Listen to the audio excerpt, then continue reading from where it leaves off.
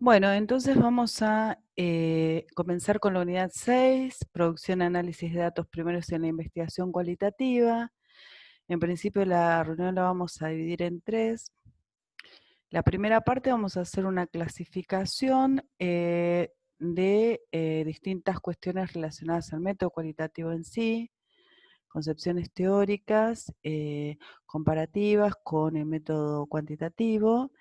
Y después vamos a trabajar específicamente en la entrevista en profundidad, la experiencia de los investigadores. Bueno.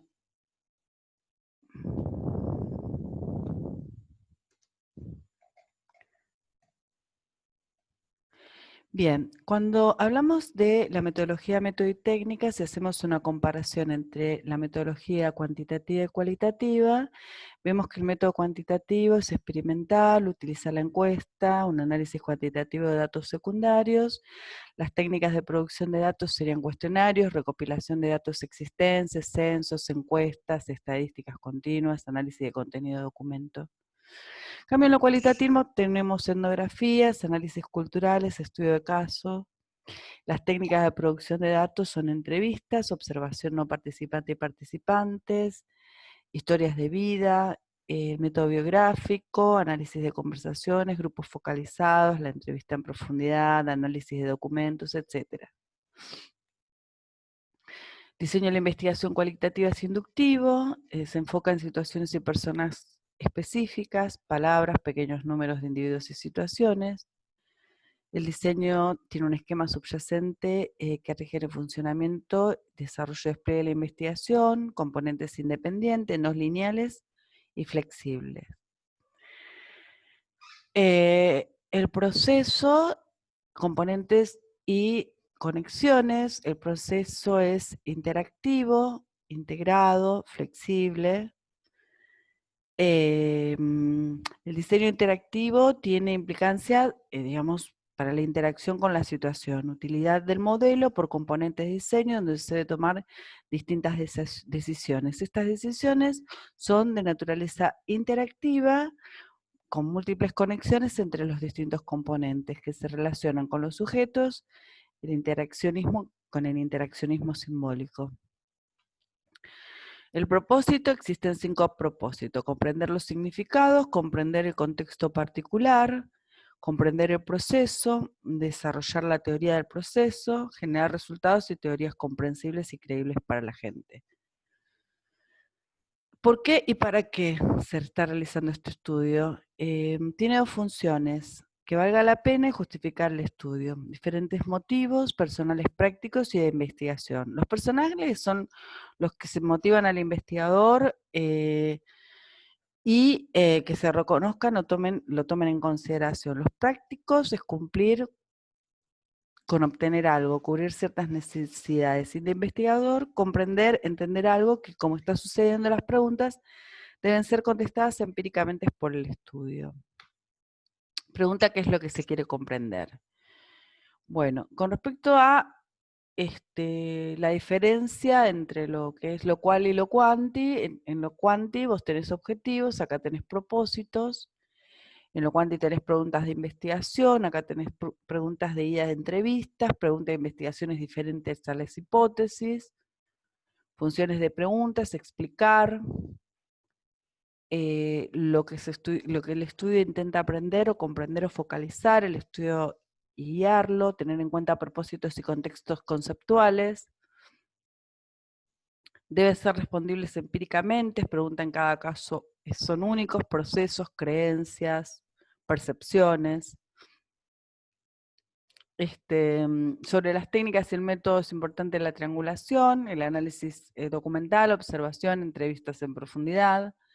Las ventajas cuando utilizas un análisis documental tienen que ver con que podés captar hechos pasados, procesos no reactivos. Con respecto a la observación, tenés inferencias acerca de significados tácitos. Y con respecto a la entrevista, hechos pasados son lo que se pueden observar, descripción de acciones de eventos. Y sobre todo porque se plantea los procesos y procedimientos relacionados con la interacción, ¿no? Decisiones metodológicas. Bueno, muestreo, tiempos, lugares, organizaciones, individuos seleccionados para observar o entrevistar.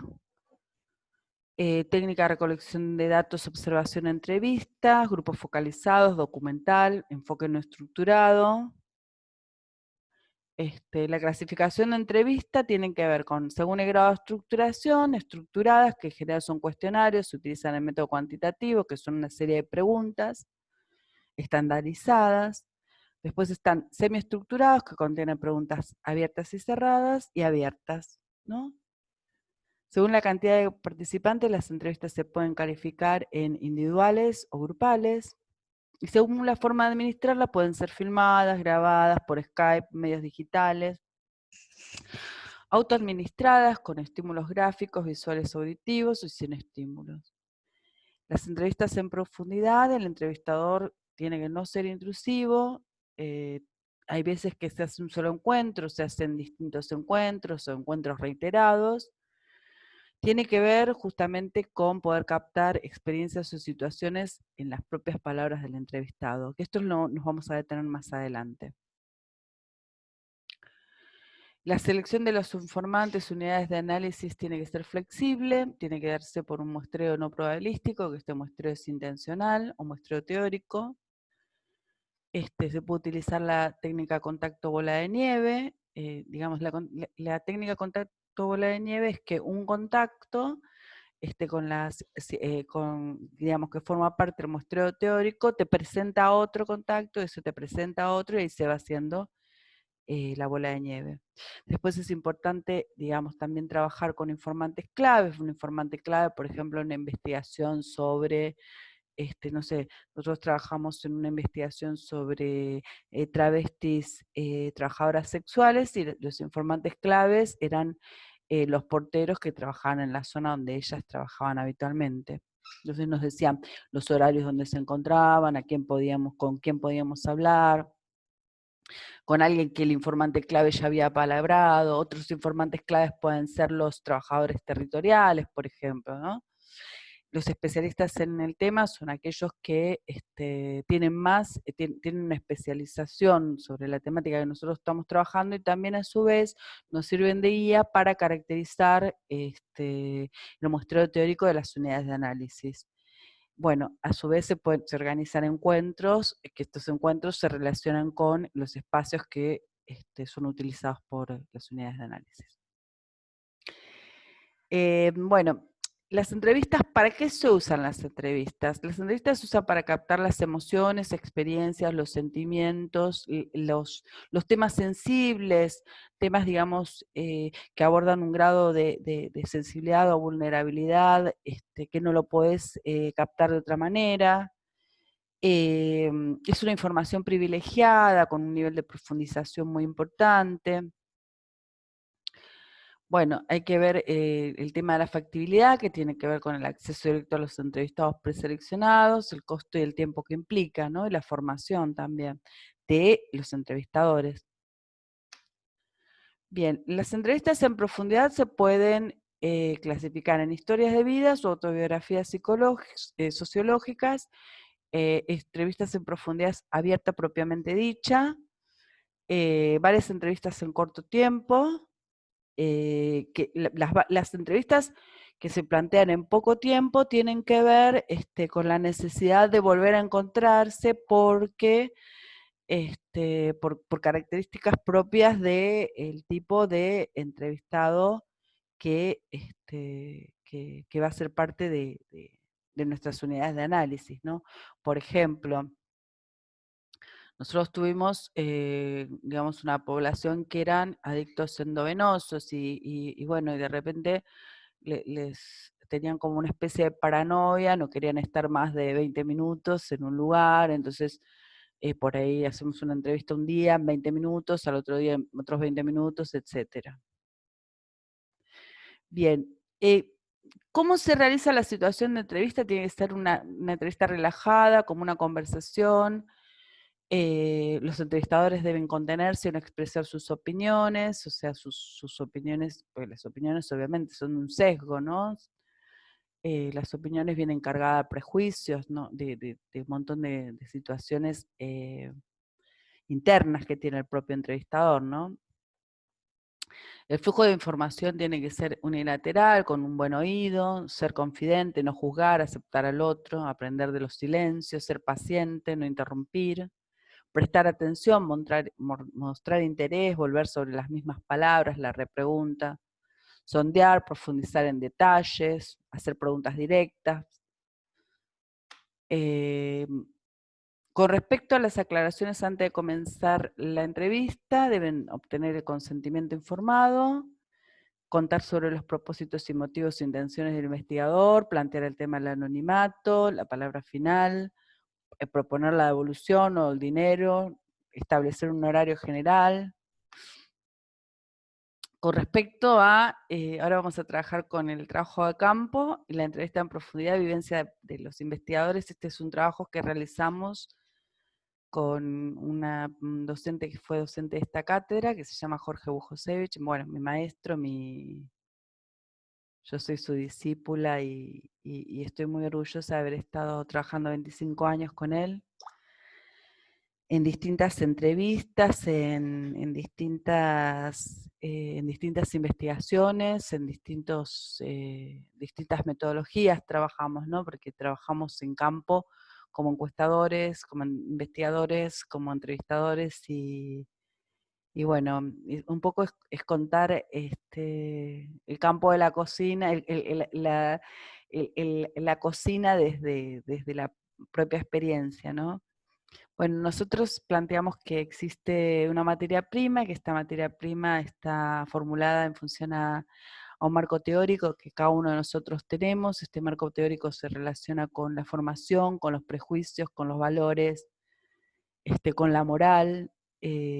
Como nosotros tenemos un marco teórico, el entrevistado también tiene su marco teórico que tiene que ver con su recorrido de vida, ¿no es cierto? Entonces, en una situación de entrevista, los dos se plantea una evaluación de parte de ambos, ¿no? Tanto el entrevistador evalúa como el entrevistado evalúa.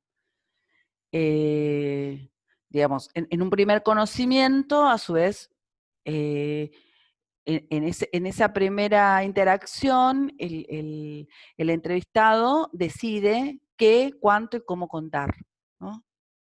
Al mismo tiempo hay un montón de cuestiones relacionadas con pensar por qué me eligió a mí, por qué yo, cómo me relaciono yo con una investigación, o sea, pensar un montón de aspectos, ¿no? De por qué fui seleccionado. Esas son todas las preguntas que tienen, que nos hacían y que tenían en la cabeza las personas que nosotros íbamos a entrevistar.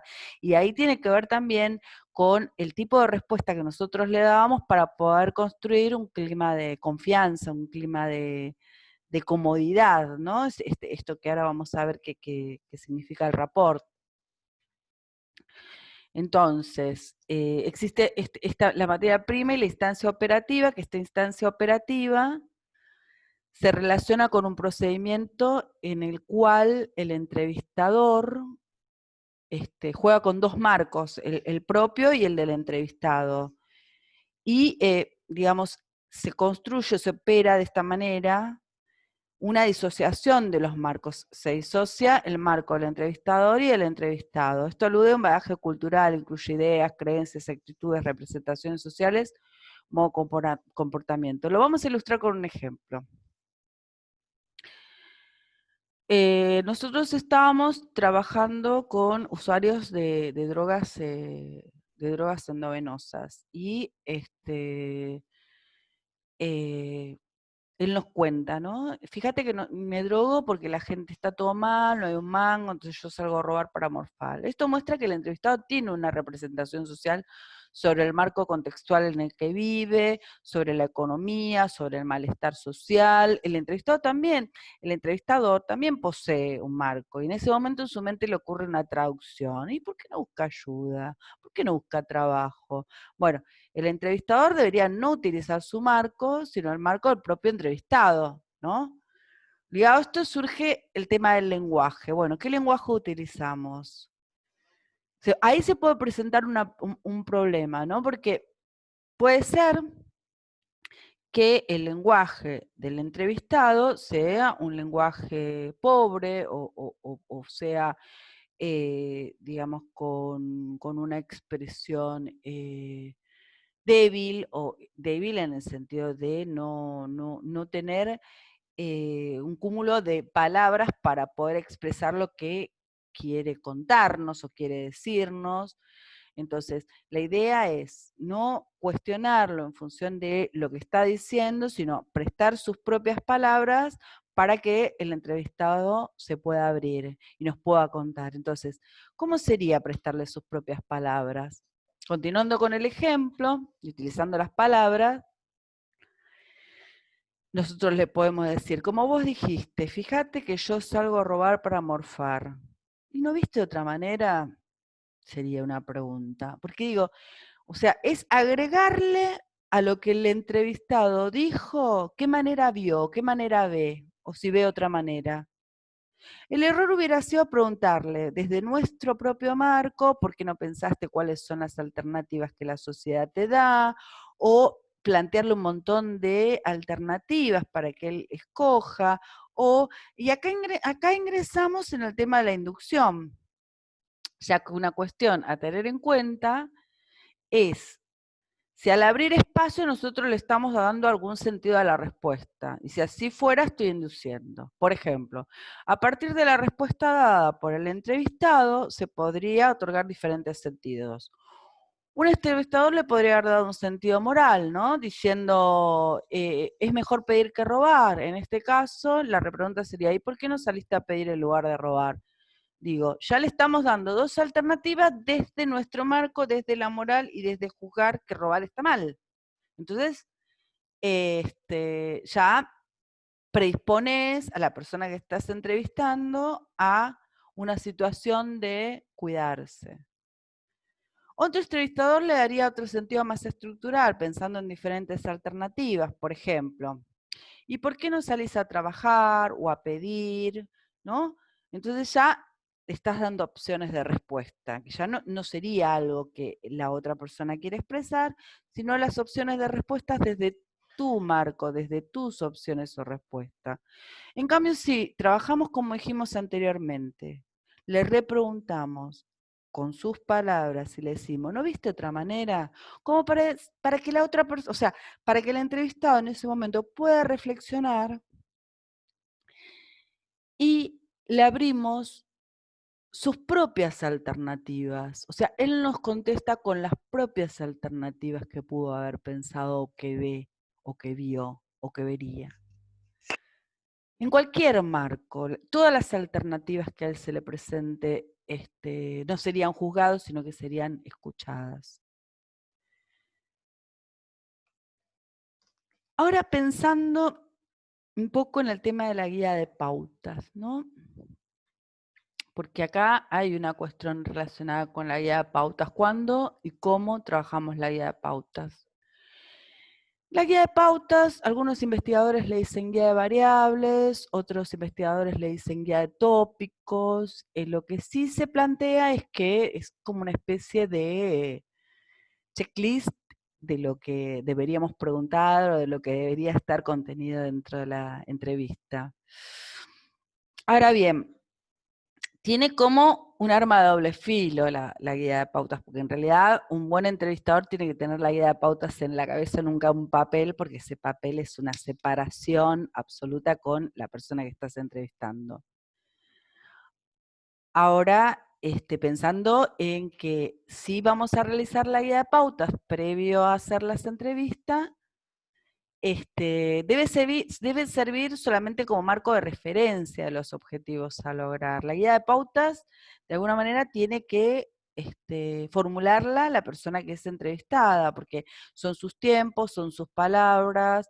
Si el entrevistador tiene en claro cuál es la guía de pautas, las propias palabras disparadoras del entrevistado van a ser parte de la guía de pautas que yo tengo en la cabeza para poder trabajar en este diálogo todos los tópicos o todo lo que se relaciona con los objetivos de nuestra investigación.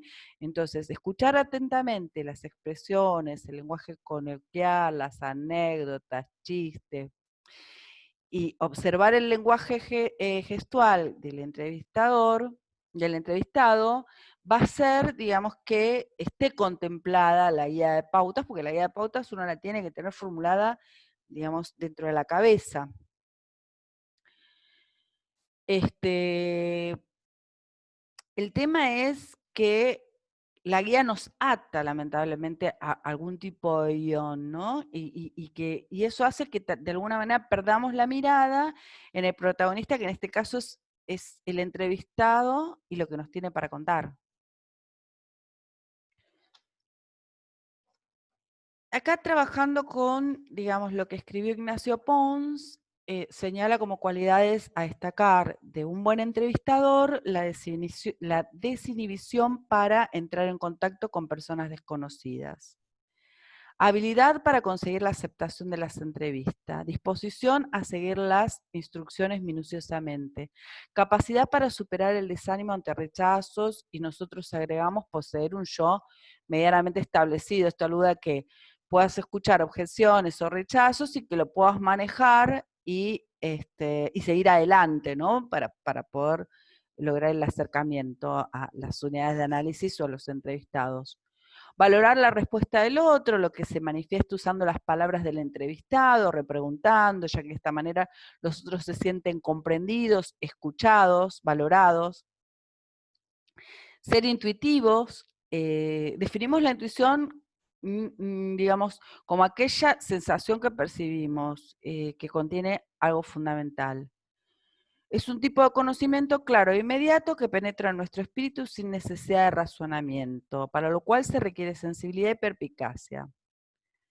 La intuición no es azarosa, responde a reglas propias diferentes al razonamiento. Es muy importante porque intuir quiere decir que estoy escuchando, o sea, que estoy registrando, que la otra persona me está dando pistas, que yo estoy captando distintas señales del entorno, que lo estoy procesando. Con respecto al tema de la intuición, el siguiente ejemplo lo ilustrará. En una entrevista realizada a un joven homosexual, no la voy a leer, la voy a contar porque si no es medio tediosa. Esta persona nos empezó a contar que le encantaba viajar y que en realidad tenía un equipo de música y que tenía trabajo, pero su dinero le importaba viajar porque, qué sé yo, en algún momento quería conocer Estados Unidos o cuando viajó a Estados Unidos. Entonces, el entrevistador le pregunta, ¿por qué Estados Unidos? Y a partir de esa pregunta se desató una dramática historia de su vida digamos, ya que su padre lo había abandonado muy niño, se fue a vivir a Estados Unidos, y ahí, digamos, como que el entrevistado logró romper con ese deber ser, de empezar a contar un relato que el otro quiere escuchar, y sin realmente mostrar lo que realmente pasaba, lo que sentía, su sensibilidad, el sentirse vulnerable, en su condición de homosexual, digamos, de un montón de situaciones que habían generado que, que el entrevistador haya preguntado qué significaba Estados Unidos y todo lo que significaba él, que tenía que ver con que el padre lo había abandonado cuando era chico, no había tenido esa figura paterna y relacionado su homosexualidad con el no tener esa figura paterna, etcétera, etcétera. Entonces, esta intuición, ¿cómo se logró? ¿Cómo se logra pensar, mira qué intuitivo, justo hice la pregunta justa, ¿no? O sea, cuando uno dice, hice la pregunta justa, pero la pregunta justa no es porque sí, no es azaroso. Esa pregunta justa tiene que ver con el lenguaje corporal del otro. Cuando uno está escuchando al otro, se manifiestan muchas cuestiones con respecto a la respiración, a, a, a los ojos, al parpadeo, al entrecortar palabras, al en ese momento traer saliva, al decir la palabra más despacio, al decir la palabra más fuerte, a, a pensar, a rememorar o a tirar una palabra porque sí, de la nada. Entonces, tiene que ver con un montón de actitudes o acciones de la persona entrevistada, que si vos lo estás observando, estás visualizando lo que está tratando de decirte, en qué momento, y cómo y de qué manera expresarse, te vas a dar cuenta, eso se nota porque es un indicador, hay un montón de indicadores que muestran que en su relato hay algo que te están queriendo decir y no te lo dicen. Y que si en ese momento, digamos, existe esta situación de intuición, te lo van a contar porque se van a sentir escuchados, respaldados, comprendidos. Sobre el tema del rapport. En una entrevista, el entrevistado trata de ofrecer la impresión que actúa acorde con las normas aceptadas socialmente y se esfuerza por convencer a ser visto positivamente. O sea, el entrevistado intenta de alguna manera seducirte, o sea, hay una seducción de parte de ambos en esta conversación, pero el rapport, que tiene que ver con esta situación de la relación personal de confianza, de comprensión entre uno y el otro, esa es la base de una buena entrevista. Esta característica básica de interacción puede tornarse difícil de mantener. ¿Por qué? Porque esta situación de confianza o de comodidad puede ser rota o por el entrevistado o por el entrevistador. Se pueden dar en distintas situaciones. Por ejemplo,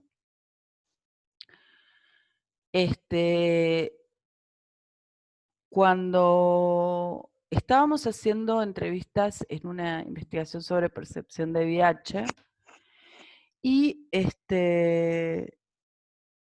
en una parte de la entrevista, una de las preguntas fue, ¿y vos cómo te contagiaste? Y en realidad fue una pregunta como fuera de lugar, fuera de contexto, no se había generado una situación de confianza, no se había generado una confianza de parte de uno con respecto al otro. Y entonces, en ese momento se cortó la entrevista porque el entrevistado se sintió agredido. Y esas cosas no se preguntan, no, por lo menos no, porque vos no me conocés, yo no tengo por qué contarte eso, pensé que íbamos a hablar de otra cosa. Entonces, ahí se rompió el rapport, se rompió la confianza. Ahora, esto de parte del entrevistado. Ahora, con respecto al tema del entrevistador, tengo otro ejemplo, que en una investigación sobre percepción social de la vejez realizada por la licenciada Liliana Gastrom, hace algunos años, haciendo una entrevista a una adolescente en Campana, le pregunté cuál era su percepción. Bueno, veníamos con la entrevista y empezó a hablar sobre la religiosidad, que era un castigo divino. Hasta el momento todo perfecto, ¿no? Decía una serie de cuestiones relacionadas con la religiosidad, con el castigo, con situaciones que realmente están alejadas a mi pensamiento, ¿no? Sin embargo, ambas estábamos cómodas en la situación de entrevista hasta que la entrevistada planteó que la vejez comienza a los 30 años. Yo estaba transitando los 30 años, se me había partido la muela y me había dejado mi novio. Entonces mi pregunta fue, ¿cómo a los 30 años? ¿Cómo a los 30 años? ¿A los 30 años una persona es vieja? ¿A vos te parece que una persona...? O sea, se rompió el rapport, se rompió el rapport. El rol del entrevistador se me fue terriblemente, o sea, digo, ahora me río y lo cuento como anécdota, lo cuento creo que en todas mis clases porque fue espectacular. O sea, me sirve de ejemplo siempre porque me parece como que era una entrevista que se estaba logrando bien y al final se terminó rompiendo de parte mía, ¿no?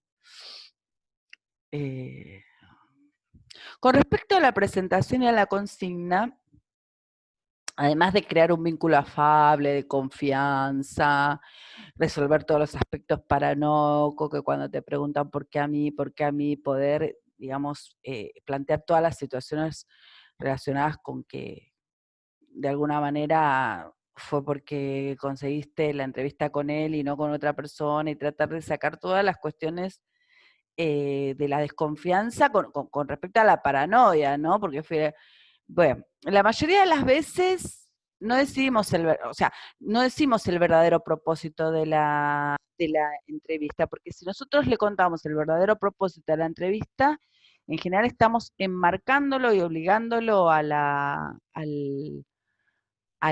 entrevistado a contestarnos lo que nosotros queremos escuchar. O sea, la idea es poder lograr que la entrevista se realice con el menor sesgo posible, incluyendo sobre el tema de investigación. Y en varias ocasiones tuvimos que asumir distintos personajes en los cuales, digamos, en vez de ir como sociólogos o como investigadores, fuimos como estudiantes o como trabajadores de otras instituciones a las cuales no pertenecíamos. ¿Y esto por qué? Por ejemplo, si nosotros vamos a entrevistar a una maestra y le decimos que es de parte del Ministerio de Educación, la maestra se va a cuidar qué palabras utilizar y qué es lo que va a decir, debido a que se va a sentir evaluada o se va a sentir perseguida. Entonces, no va a decir lo que piensa o lo que siente por las dudas, digamos, que la organización que está por encima de ella tenga algún tipo de sanción. No va a creer en el anonimato por más que nosotros tratemos de convencerla. O bien, le planteamos que venimos somos sociólogos o somos doctores en sociología, venimos de parte de la Universidad de Buenos Aires, y bueno, pasa que siendo un docente o profesional de la educación, intenta mostrar o plantear palabras acordes a, de alguna manera, un alcance académico diferente al que probablemente utiliza, o el lenguaje que utiliza habitualmente. Entonces, hay veces que tenemos que sortear todas estas dificultades para no tener un sesgo con respecto a la presentación o la consigna. ¿Hasta dónde llegar como entrevistador?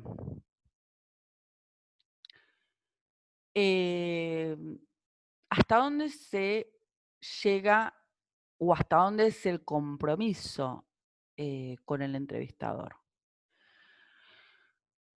Primeramente, lo más importante es que el entrevistador se involucre con la investigación y no con el entrevistado. Y es importante también tener en cuenta la variabilidad de las poblaciones con las que nosotros trabajamos, ¿no? El tipo de población, el tipo de integración posee un gran peso en la dinámica de la entrevista. No siempre sabemos hasta dónde llegar y cómo manejar los límites. Entonces, nosotros describimos que dentro de lo que es el trabajo de campo se dan como distintas situaciones, ¿no? Por un lado tenemos la situación romántica, en la cual nos enamoramos del entrevistado, ¿no? Nos pasó el ejemplo de entrevistar chicos de la calle, llevarle comida, llevarle ropa, bueno, y descuidarnos un poco y exponernos. Nos robaron el grabador con la entrevista, por ejemplo, te puede pasar una situación de no poner el límite, ¿no? No poner el límite ni la distancia. Que eso está relacionado también a su vez con lo que es la situación de confianza extrema, esto de parecer como esta confianza de ser amigos, ¿no? O sea, y perder la objetividad. Nos pasó también una vez que en una investigación que nos hicieron una emboscada también para robarnos, porque estábamos en una situación de peligrosidad y bueno, la situación de confianza extrema hizo que perdamos cuidados, ¿no?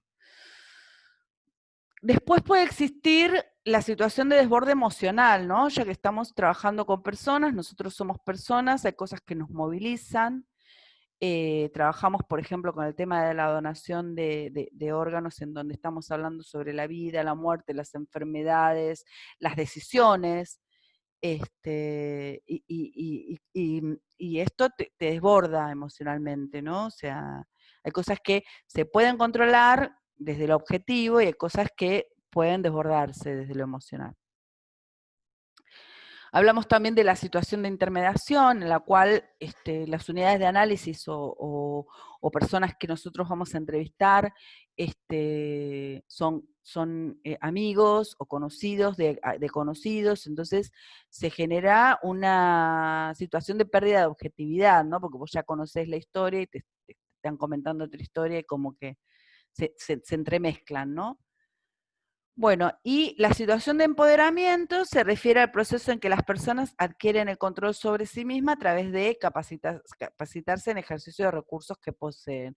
Que esto se relaciona también a la práctica de la entrevista, ¿no? A cuando vos te profesionalizás como entrevistador. Porque a diferencia de lo que es un encuestador, un entrevistador, o sea, un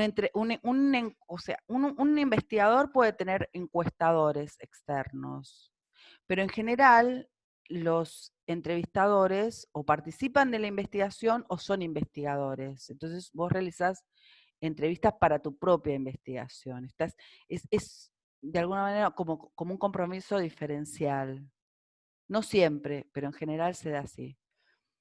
Con respecto a las decisiones muestrales, se seleccionan los contenidos y periodos relevantes al tema, se utilizan criterios de heterogeneidad y accesibilidad, se utilizan técnicas bola de nieve, trabajamos sobre la saturación teórica o redundancia, sobre las muestras no anticipadas, esto evoluciona en los estudios, muestró para el desarrollo o contrastación de teorías, no es probabilístico sino intuicional o teórico, el muestreo teórico es por criterios teóricos, esquemas conceptuales, y se puede trabajar también con una triangulación, muestreo cual y quanti. Pensando en las decisiones sobre análisis de análisis de datos, comienza el análisis lo antes posible, permite focalizar a los entrevistados, observaciones y ganar sensibilidad teórica, categorización, se fracturan los datos en categorías para desarrollo de conceptos, contextualización, comprender los datos en un contexto, displays, matrices, mapas conceptuales, texto único, visualización, etc. Con respecto a los criterios evaluativos de calidad, tenemos la validez de confiabilidad diferente, la validez y confiabilidad, igual que cuantitativo. Sin embargo, tenemos criterios alternativos cualitativos, que serán la producción, consistencia, credibilidad, reflexibilidad, información, ética, generalización analítica, que lo vimos recién. Y en principio vamos a seguir desarrollando el tema de la construcción del dato y el análisis de los datos en el método cualitativo, así que en principio, digamos, el recorte tenía que ver con trabajar específicamente la entrevista en profundidad y las distintas experiencias que se fueron construyendo en el campo. Esto es un simple aporte con otro pincel, sin dejar de lado la teoría, pero pincelándolo con experiencias de distintas investigaciones. Gracias.